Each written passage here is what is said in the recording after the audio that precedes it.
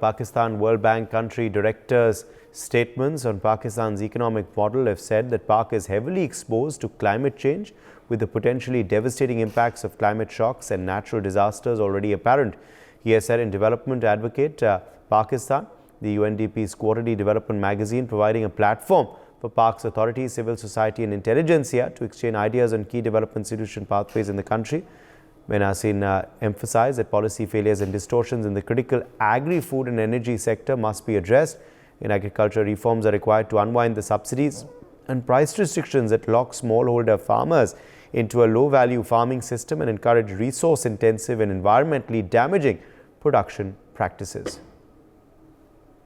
Sharad Kohli, economist, joins us live. Sharad, what is your reading into this statement made by the World Bank country director for Pakistan? What does it imply for the nation's future?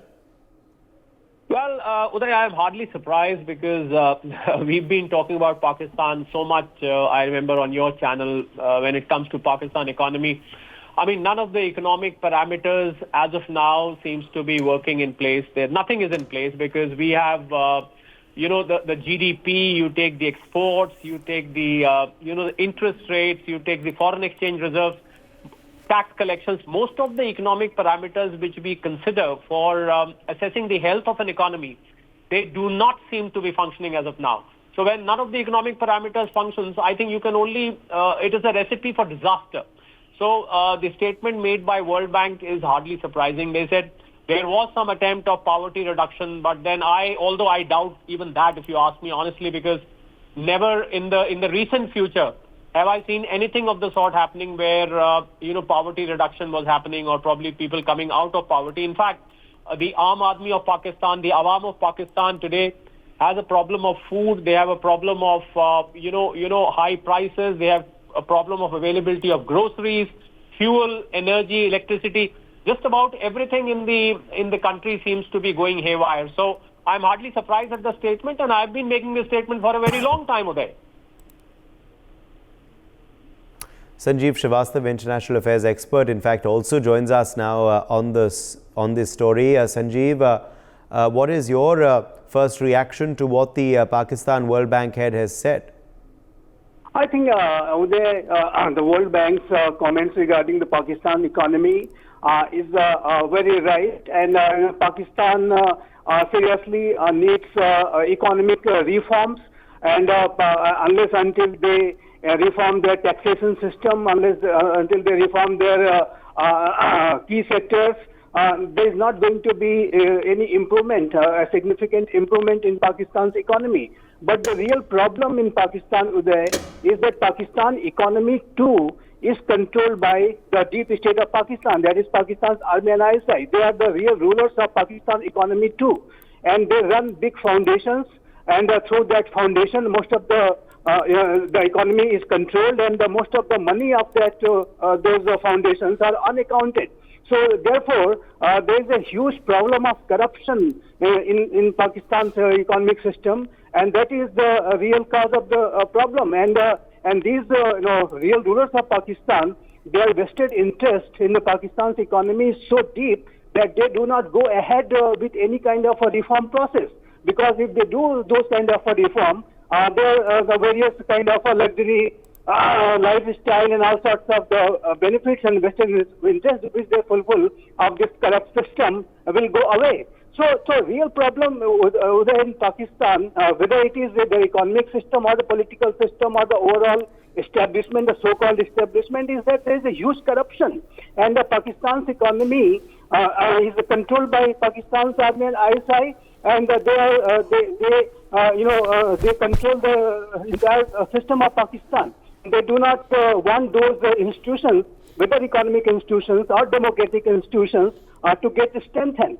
So I think the World Bank's comment about Pakistan's economy is very right, and unless until Pakistan comes up with a serious greater reforms, which in my assessment I completely agree with Dr. Kohli, is that it is not going to happening, and Pakistan is going to go down even on the economic performance. They are on the verge of bankruptcy. They survived their economic system through every year they go to the IMF and the other their so-called friends, and based on that, the kind of money which they get from as loans from other countries, they are surviving. And now, in future, Uday, let me say here, that kind of investment China is making through loans, through CPEC, I think they are going to be completely making Pakistan a slave of China. I think that China is going to be having a huge control in the Pakistan's economy in times ahead. So I think that if you look at the future of Pakistan's economy, it appears to be a very dark future. Absolutely. Well, there are more developments. In fact, we're tracking this hour. Pakistan caretaker Prime Minister Anwarul Haq Kakkar has declared a ban on the New Year celebrations in the country as a gesture of solidarity with the people of war-torn Gaza. In an address to the nation, Kakkar urged to show solidarity with Palestinians and exhibit sobriety and humility at New Year. He said this in keeping in mind the seriously concerning situation in Palestine and to show solidarity with Palestinians. There will be a strict ban by the government on holding any kinds of events for New Year. Kakkar said the Israeli forces have crossed all limits of violence and injustice, with around 9,000 children dead since the Israeli bombardment began on the 7th of October. Sanjeev Srivastav, defense expert, is with us live. Sanjeev, what do you make of this ban on New Year celebrations by Pakistan and the rationale they are giving? Well, this is a false propaganda, a false kind of a narrative which Pakistan is attempting to build. And obviously, Pakistan is the epicenter of terrorism. They harbor terrorists, they support terrorism, and they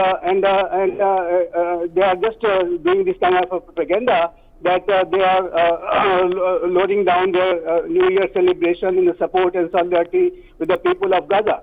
But why are they not showing any solidarity with the people of Israel, those who have been killed on October 7th? The 14,000 people were butchered in one day by the terrorist organization Hamas. Why is there no word about those people and their lives? Why is there no word?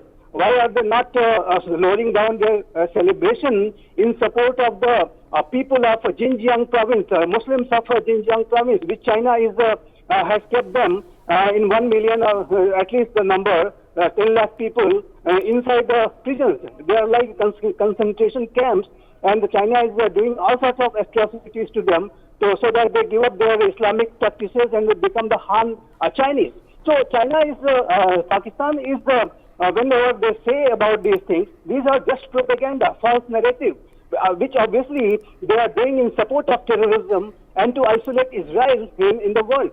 So I think nobody is going to be taking it seriously, and Pakistan's, dire state of economy, as we discussed just before, and the kind of a situation they are having in security-wise and other ways, that is the real reason why will they not celebrate this New Year celebration. They don't have enough money to celebrate those New Year such celebrations.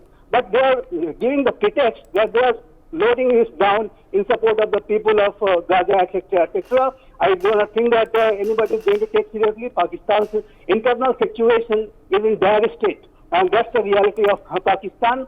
With this kind of propaganda, with this kind of false narrative, with the government and establishment of Pakistan, when they come up, they obviously try to cover up their failures in such in this kind of a fashion, in this manner.